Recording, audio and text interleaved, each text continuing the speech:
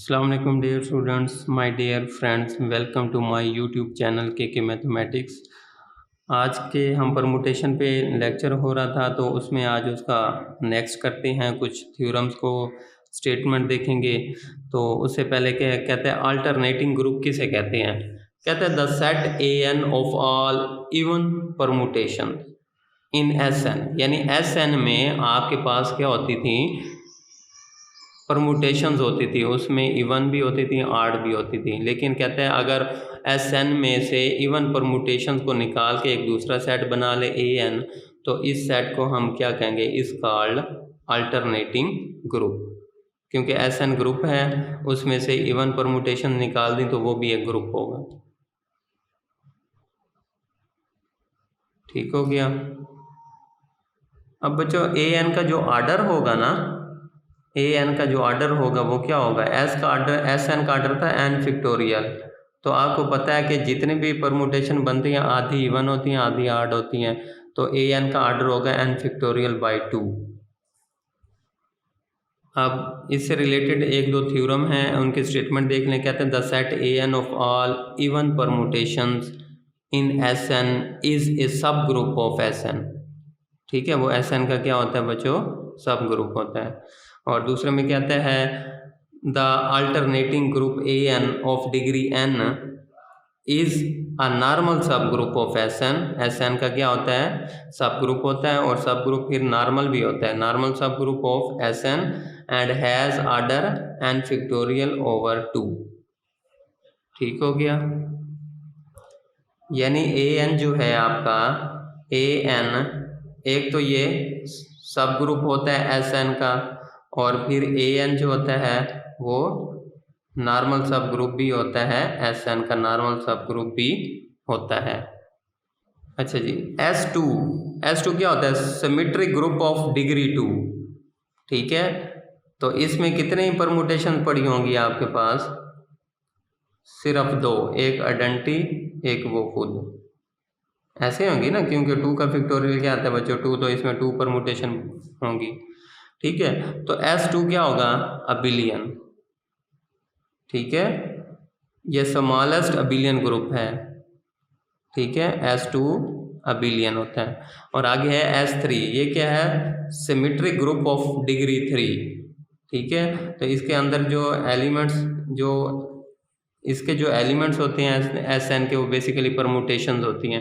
तो इसमें जो परमुटेशंस बनेंगी आपकी, वो कितनी होंगी, उनकी तादाद कितनी होगी, 3 का फैक्टोरियल 6 परमुटेशंस होंगी। इसमें कितनी होंगी आपकी, 6 परमुटेशंस होंगी।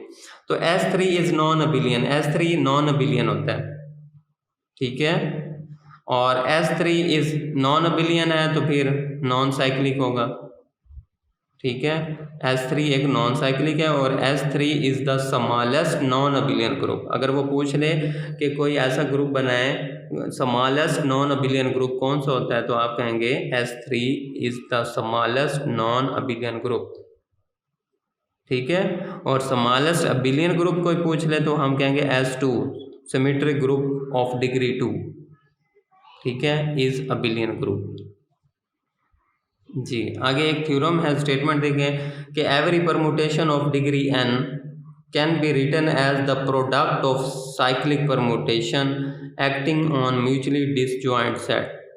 ठीक है, कि आप हर परमुटेशन को लिख सकते हैं प्रोडक्ट ऑफ साइक्लिक परमुटेशन में, acting on mutually disjoint set का मतलब है कि एक परमुटेशन जहाँ पे ख़त्म होगी दूसरी उससे आगे स्टार्ट होगी। मसलन अगर ये 5 पे ख़त्म होती है, ठीक है, 1 5 में, और आगे 2 3 4 है, तो 5 1 में है, तो आगे 6 से स्टार्ट होगी आपकी।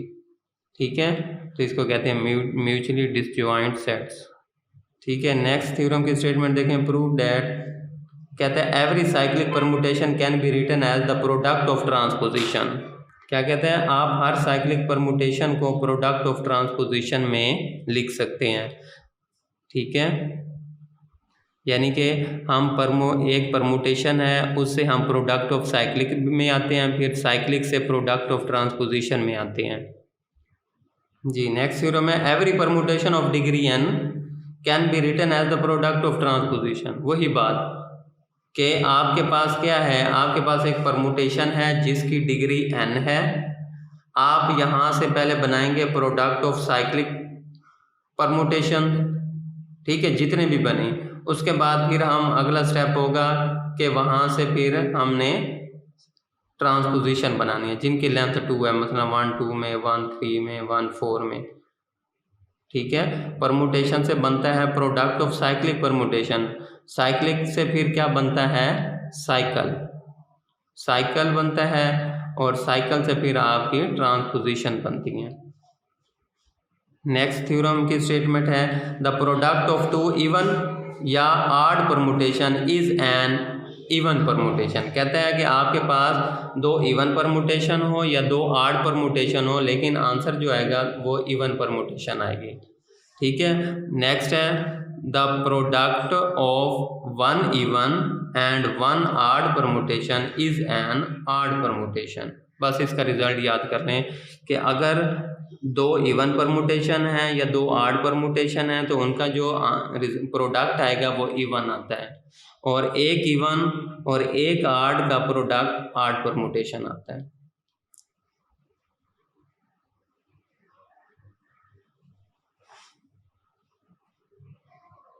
जी एक और थ्योरम की स्टेटमेंट है कि let n greater than equal to 2, अगर n 2 या 2 से बड़ा हो तो number of even permutation in Sn is equal to the number of odd permutation in Sn। तो मैंने पहले भी बताया था Sn में हाफ इवन होती हैं और हाफ आपकी ऑड होती हैं, यानी कि उसमें जितनी इवन होंगी और उतनी ही आपकी ऑड होंगी। फिर आगे आ गया था set an of all even permutation in Sn form a subgroup of Sn, ठीक है, यानी कि वही अल्टरनेटिंग ग्रुप है। आगे ये बहुत इंपॉर्टेंट थ्योरम की स्टेटमेंट है the order of a cyclic permutation of length m is m, कि अगर एक साइक्लिक परमुटेशन है जिसकी लेंथ m है तो उसका ऑर्डर भी m होगा, ठीक है। ऑर्डर क्या होता है, मसलन एक अल्फ़ा एक साइक्लिक परमुटेशन है, इसकी लेंथ m है तो इसका ऑर्डर भी m होगा, यानी अल्फ़ा की पावर m पर आपको आइडेंटिटी मिलेगी,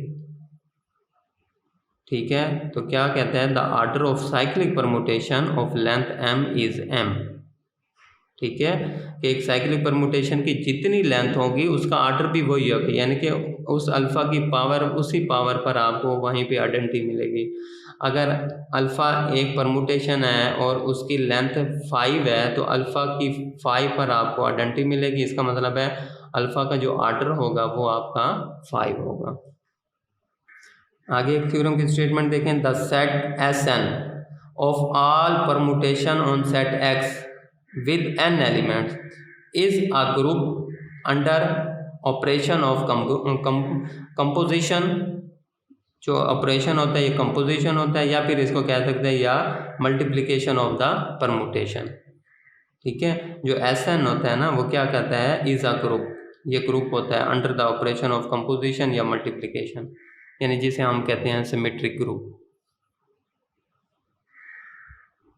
तो ये था आपकी कुछ इंपॉर्टेंट थ्योरम, कुछ यहाँ से आप इनके स्टेटमेंट को तैयार कर सकते हैं, यहाँ से पेपर में कुछ भी आ सकता है, ठीक है। तो इन स्टेटमेंट को आप कोशिश करें तैयार करें। इंशाल्लाह नेक्स्ट लेक्चर में किसी और टॉपिक पे बात करेंगे। अपना बहुत सा ख्याल रखिएगा।